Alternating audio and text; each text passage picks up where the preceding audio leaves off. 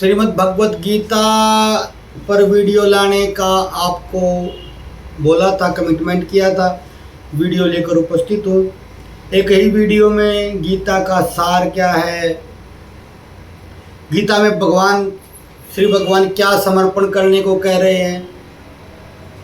और ये हजारों लोग गीता के हजार अर्थ बताते हैं, अर्थ तो कोई एक ही सही रहा होगा। श्री भगवान का मंतव्य तो एक ही होगा, हजार मंतव्य तो हो नहीं सकते। हम आम व्यक्ति हैं, हमारा मंतव्य भी एक किसी बात के पीछे एक ही होता है, तो बाकी के सारे अर्थ फिर क्या है। कुछ लोग गीता पर ही प्रश्न चिन्ह लगा देते हैं। सोशल मीडिया पर मैंने भी एक पोस्ट डाली थी, लेकिन उसका विषय अलग था। आज अभी वीडियो का विषय अलग है। कुछ लोग प्रश्न चिन्ह लगाते हैं कि गीता श्री भगवान ने सिर्फ अर्जुन के लिए कहा था, गीता में जो ज्ञान था वो अर्जुन के लिए था, आपके लिए नहीं है। क्या ये बात सही है? और श्री भगवान ने श्रीमद् भगवत गीता कही क्यों थी, आवश्यकता क्या थी? इसका उत्तर भी इसी वीडियो में दे रहा हूँ। प्रथम मेरे से किसी ने प्रश्न किया है कि गीता में कहा है कि मनुष्य मरते समय जैसी इच्छा करता है वैसी दूसरी गति लेता है, जैसी चाह करे दूसरा जन्म वैसा होता है। इसका उत्तर भी दे रहा हूँ क्योंकि ये श्रीमद् भगवत गीता से ही जुड़ा प्रश्न है, दोनों विषय एक ही है। चलते हैं विषय की ओर। जय भोलेनाथ, जय श्री कृष्णा, जय जगन्नाथ। गीता में कहा है कि मनुष्य मरते समय जैसी चाह करे वैसा ही दूसरा जन्म प्राप्त करता है। तो यदि एक मनुष्य उसका सारा जीवन पाप करने में गंवा दिया हो और मरते समय सिद्ध पुरुष की, संत की, धार्मिक व्यक्ति की इच्छा कर ले, तो क्या वह दूसरे जन्म में आदि शंकर या बुद्ध या गोरक्षनाथ या कुछ ऐसा बन सकता है? निश्चित ही मरते क्षण की अंतिम चाह दूसरे जीवन की प्रथम घटना बनती ही है। जो इस जीवन में अंतिम है वही दूसरे जीवन में प्रथम बन जाता है। इसे ऐसा समझे, रात में जब आप सोते तो जो रात सोते समय आपका आखिरी विचार होता है वह सुबह जागते समय आपका पहला विचार बन जाता है। इस प्रयोग को आप करके देख सकते हैं। रात आखिरी विचार जब आपकी नींद बिल्कुल आ रही हो, बिल्कुल उतर रही हो, तो जो आपके चित्त पर हो उसे दृढ़ता से ख्याल करें। तो सुबह आपको जैसे ही पता लगा कि मैं जाग गया हूँ, वही विचार पहला विचार होगा। मृत्यु महानिद्रा, बड़ी नींद है। इस शरीर में नहीं जागते, मृत्यु के बाद दूसरे शरीर में जागते हैं। निद्रा में इसी शरीर में जागते हैं। लेकिन इस जीवन का जो अंतिम विचार, अंतिम वासना, अंतिम कामना, अंतिम इच्छा होती है, वही दूसरे जीवन का प्रथम विचार, प्रथम वासना बन जाती है। इसलिए श्रीमद् भगवत गीता में श्री भगवान ने ठीक कहा कि अंतिम क्षण में जो विचार होगा, जो वासना होगी, वही दूसरे जीवन का कारण बनेगी। लेकिन अगर आपने जीवन भर पाप किया तो अंतिम क्षण में आप संत होने का विचार, सात्विक होने का विचार कर ही नहीं सकते। यह असंभव है। अंतिम विचार तो आपके पूरे जीवन का निचोड़ होगा।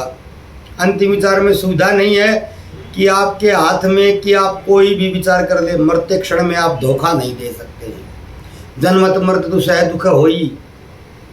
इस पर एक अलग वीडियो बनाना है मेरे को कि जन्म लेते समय और मरते समय बहुत दूसरा दुख होता है। मरते समय तो आपका पूरा जीवन निचुड़ कर आपकी वासना बनता है। आप वासना कर नहीं सकते अंतिम क्षण में। ध्यान से समझे, एक बीज हम बोते हैं, वृक्ष बनता है, फूल खिलते हैं, फिर बीज लगते हैं। उस वृक्ष का प्राण उस बीज में पुनः समाहित होता है। वह बीज नए वृक्ष का जन्म देने वाला बनता है। तो आपने जीवन भर जो किया, जो सोचा है, जिस बात आप रहे हैं, वह सब आपकी अंतिम वासना का बीज बन जाता है। वह आपके हाथ में नहीं है। जिस आदमी ने जीवन भर धन की चिंता की हो, मरते वक्त वह धन की चिंता करेगा। थोड़ा समझे, इसके विपरीत संभव है। क्योंकि जिसके मन पर धन का विचार ही प्रभावी रहा हो, मरते समय जीवन भर का अनुभव, जीवन भर की कल्पना, जीवन भर की योजना, जीवन भर के सपन, वे सब धक्का देंगे कि वह धन के संबंध में अंतिम विचार कर ले। इसलिए धन को पकड़ने वाला अंतिम समय में धन को ही पकड़े हुए मरेगा। लोक कथाएं हैं कि अगर कर्पण मर जाता है तो तिजोरी पर सांप बनकर बैठ जाता है या खजाने पर सांप बनकर बैठता है। ये कथाएं सार्थक है, सत्य न हो, लेकिन सार्थक है, इनका अर्थ सही है।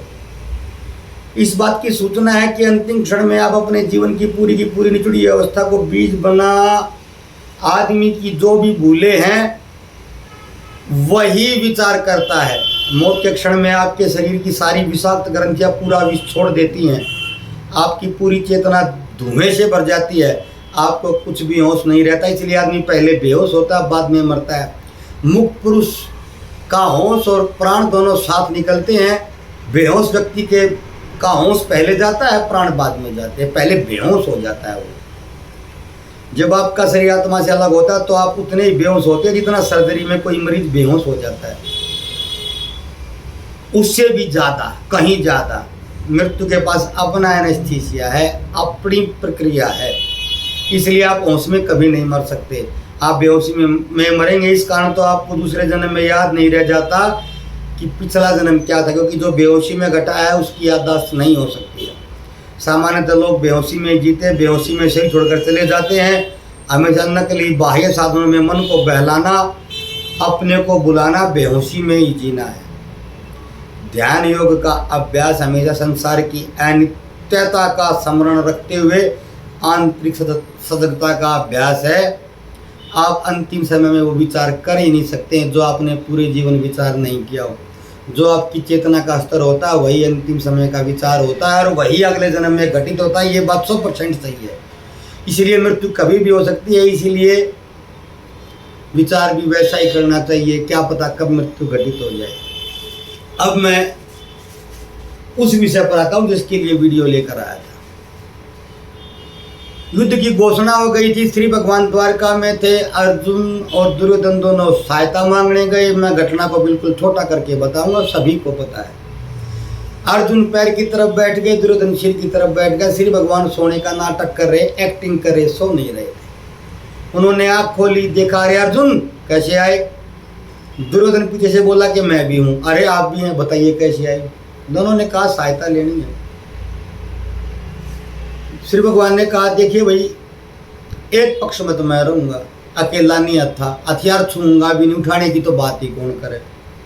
और दूसरे पक्ष में मेरी दिग्विजयी जो कभी हारी नहीं, चतुरंगिनी नारायणी सेना रहेगी और सेनापति सात्यकी, कृतवर्मा, ये भी साथ ही जाएंगे।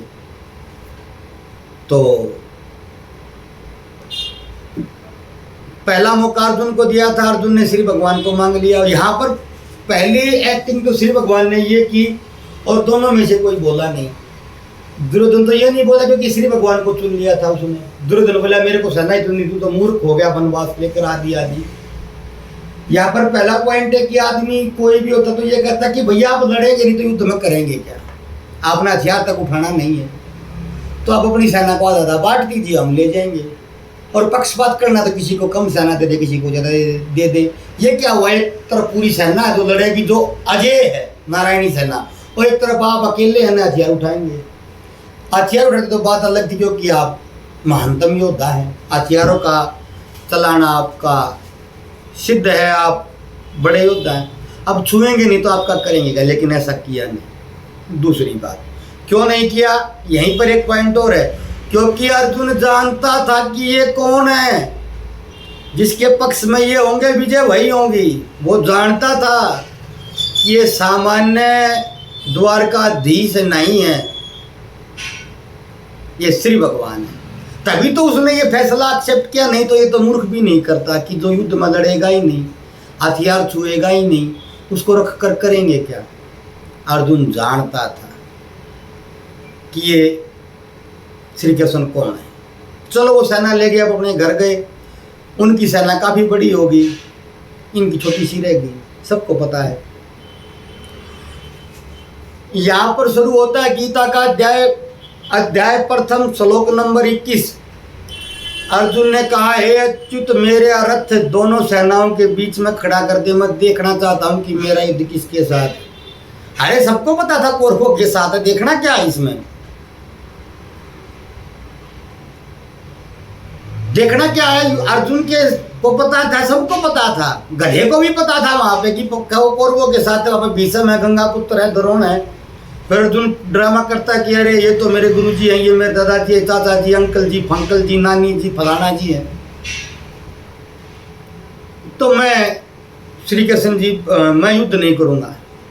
मैं इनको मारूंगा, इनकी स्त्रियां विधवा हो जाएंगी, इनके बच्चे अनाथ हो जाएंगे तो पाप होगा, इतना पाप काहे लेना है, और पाप करके मेरे को मिलेगा क्या। तो श्री भगवान ने अध्याय 2 श्लोक नंबर 37 में कहा, आतो व प्राप्यसी स्वर्गम जितवा व भोक्ष्यसे महिम। मरोगे स्वर्ग मिल जाएगा, जीतोगे तो राज्य पृथ्वी मिल जाएगी, अतः युद्ध करो। अर्जुन ने कहा कि पृथ्वी का तो पता ही है, कुछ नहीं है, आनंद फानंद है नहीं, यहाँ पे दुखी हैं, दुखी रहे हैं, कभी लक्षाग्रह में फूक दिए, कभी जुए में हरा दिया, अभी वनवास भोग के आए हैं। और स्वर्ग में क्या है, आनंद है ना, बोले आनंद वानंद नहीं है, वहां भी माया ही है, आनंद वानंद नहीं है, आनंद तो होता ही नहीं, माया है, बस सुख सुविधा की चीज है वहां पर, और उनको तू भोग कर वापिस मृत्यु लोक में पटक दिया जाएगा। श्री भगवान कह रहे हैं अध्याय 9 श्लोक नंबर 21, क्षीणे पुण्य मृतलोकम विशंति ते तम भुक्त्वा स्वर्गलोकम विशालम। क्षीणे पुण्य मृतलोकम विशंति, स्वर्ग भोग कर पुनः धरती पर आना है, और कामना और वासना वाला इसी चक्कर में फंसा रहता, जब तक पुण्य तब तक वहां, फिर यहाँ पटक देंगे तेरे को, जैसे ही पुण्य क्षीण हो जाएंगे नीचे पटक देंगे। भला रे, फिर ये क्या मतलब हुआ, आनंद है नहीं, आप मना कर रहे हैं, पृथ्वी लोक का मैं देख ही रहा हूं, आनंद वहां पर है नहीं, बस ऐश्वर्य है, आनंद लग्जरियस है, ऐश्वर्य है, आनंद है नहीं, परमानंद है ही नहीं, बोला नहीं वहां कुछ नहीं है, और वो थोड़े समय के लिए तेरे को नीचे पटक देंगे। तो फिर क्या करूं। श्री भगवान ने कहा अध्याय 8 श्लोक नंबर 7, तस्मात् सर्वेषु कालेषु माम मनुस्मर युद्ध च। तो सभी काल में युद्ध, जीत हार, किसी को मार मर, गर्मी लगे सर्दी लगे, घायल हो, मेरा स्मरण करता रहे बस, और युद्ध करता रहे। तो पहली बात तो ये बोलते हैं कि श्री कृष्ण ने गीता में ये कहा था, वो कहा था, और त्यागी कहा था, नहीं, उन्होंने ये कहा था युद्ध से। तस्मात् सर्वेषु कालेषु माम मनुस्मर, सभी कालों में मन से स्मरण तो मेरा करे, और बॉडी से बाण चलाने प्रारंभ कर दे, ये श्री भगवान ने कहा था।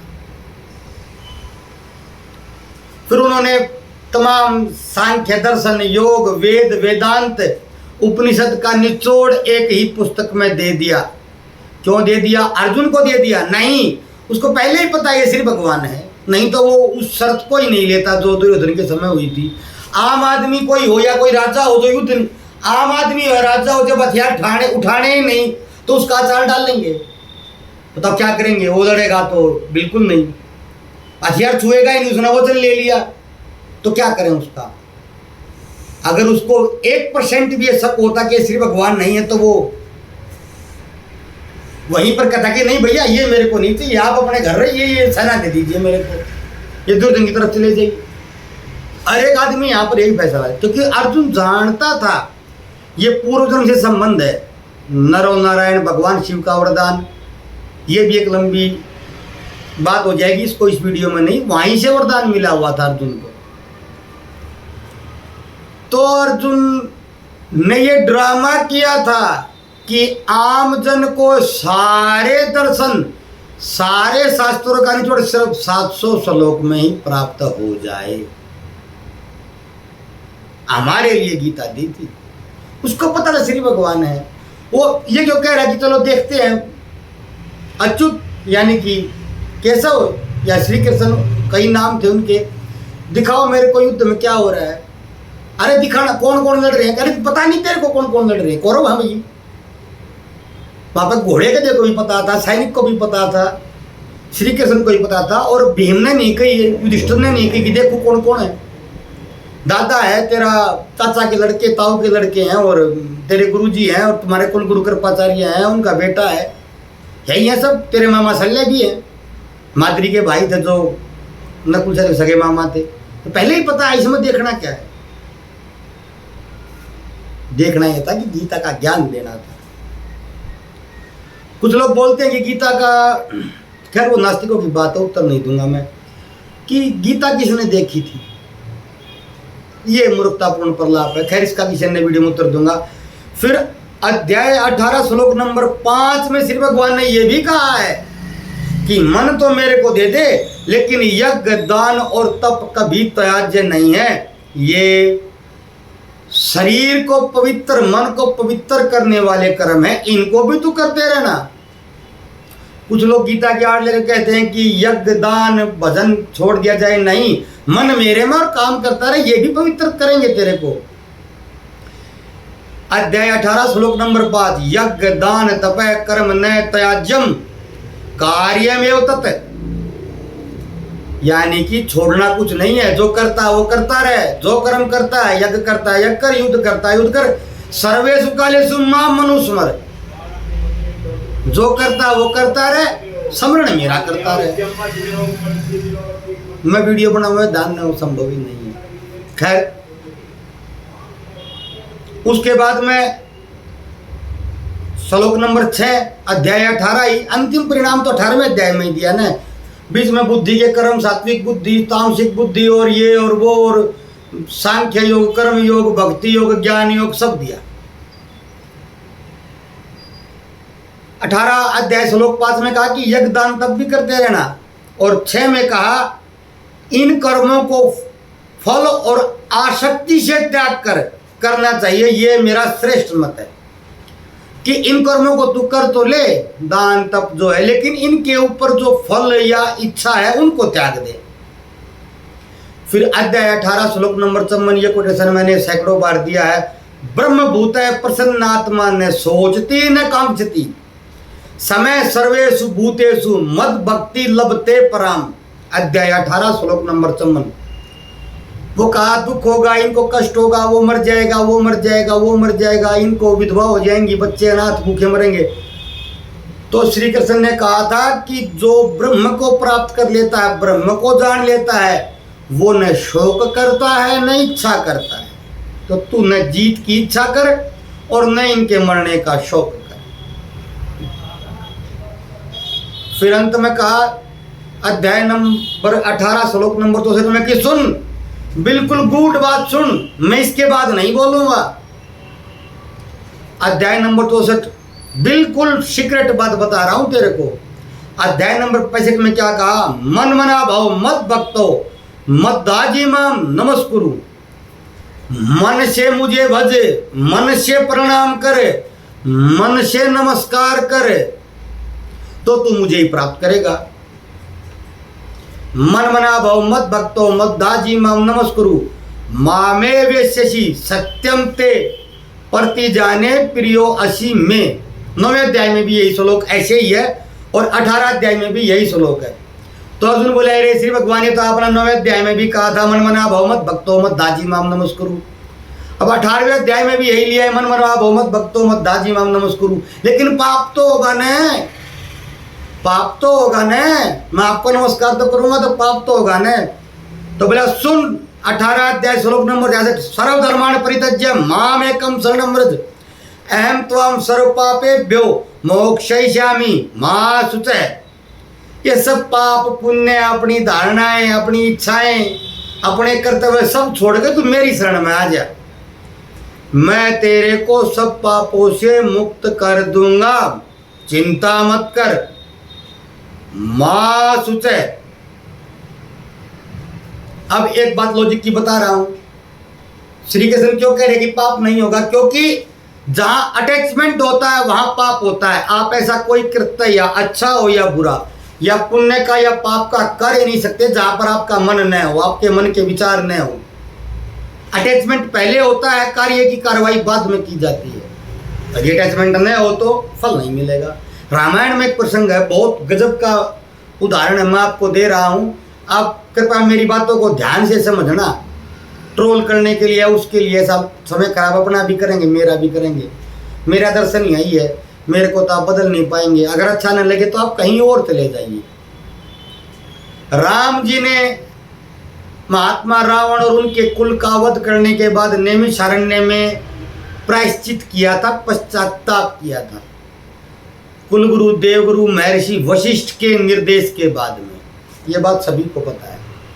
अन्य परिवार वालों ने भी किया था, हनुमान जी ने बिल्कुल नहीं किया था। अक्षय कुमार का वध तो हनुमान जी ने किया था, और नरांतक और देवांतक और कई रावण के पुत्रों भतीजों का वध भी हनुमान जी ने किया था। वो एक दिन उनके पूरे भतीजे और बेटे लड़ने आ गए थे, तो उन सब में अंगद ने भी किया था और हनुमान जी ने भी किया था, और अक्षय कुमार को भी मारा ही था। लेकिन हनुमान जी ने प्रायश्चित नहीं किया। क्यों? क्योंकि हनुमान जी के मन में तो राम थे, बॉडी लड़ रही थी बस। बड़े सरल शब्दों में ऐसी बात बता रहा हूँ आपको, कहीं सुनने में नहीं मिलेगी, और कोई सुनाएगा तो 20 लाख रुपए लेगा कथा के, और ये बात बताने वाला मिलेगा भी नहीं। हनुमान जी ने प्रायश्चित नहीं किया। अक्षय कुमार भी तो ब्राह्मण ही था। अगर रावण ब्राह्मण था तो अक्षय कुमार भी ब्राह्मण ही था, और अगर रावण ब्राह्मण नहीं था तो श्री भगवान मर्यादा पुरुषोत्तम ने प्रायश्चित किया क्यों था? लेकिन उन्होंने नेमिष सारण्य में, यूपी में, उत्तर प्रदेश में स्थान है, वहाँ प्रायश्चित किया था, क्योंकि रावण ब्राह्मण था। ब्राह्मण मानकर उसका प्रायश्चित किया था।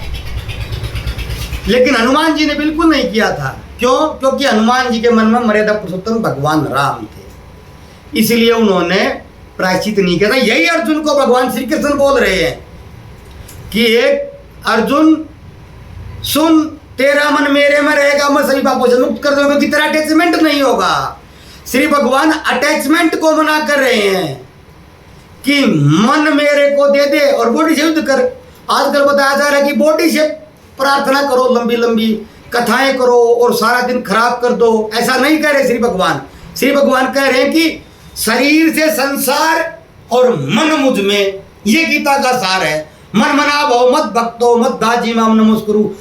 किसी भी बात का निष्कर्ष अंतिम अध्याय में, अंतिम बात में होता है। सर्वधर्मान् परित्यज्य मामेकं शरणं व्रज अहं त्वां सर्वपापेभ्यो मोक्षयिष्यामि मा शुचः। ये 65 और 66 नंबर श्लोक 18 अध्याय का है। श्री भगवान मन के समर्पण को बोल रहे हैं, बॉडी के समर्पण को नहीं। बॉडी तो युद्ध करेगी, युद्ध में खड़े हैं वो। तो ये थोड़ा कह रहे थे कि बॉडी तू एक काम कर, तू दीवा और आरती लेकर मेरी शुरू कर दे 2 घंटे की। नहीं, मन दे दे मेरे को। और 11 अध्याय श्लोक नंबर 32 में श्री भगवान ने स्वयं कहा था, मैं कालों का काल हूं, मैं ही कालों का काल हूं। सबको जन्म देने का और मारने का कारण सिर्फ मैं हूं। लोगों का संहार करने वाला, लोगों का संहार करने वाला मैं ही हूं। तू नहीं मारेगा तो भी ये सब मर ही जाएंगे।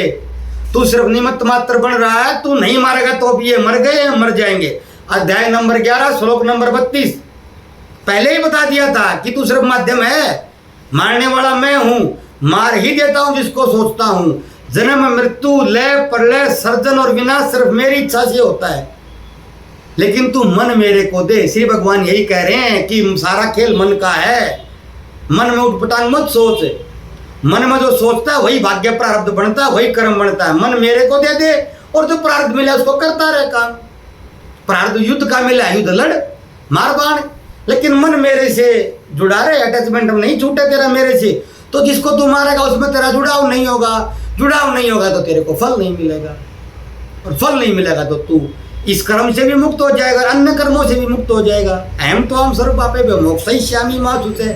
मन मना वो, ये गीता का सार है। कर्मण्येवाधिकारस्ते वो, ये गीता का सार। फलाना दिखड़ा जो है वो गीता का सार नहीं है। अर्जुन पहले से जानता था, उदाहरण देकर बताया, श्लोक के साथ बताया श्री कृष्ण क्या कहना चाह रहे हैं।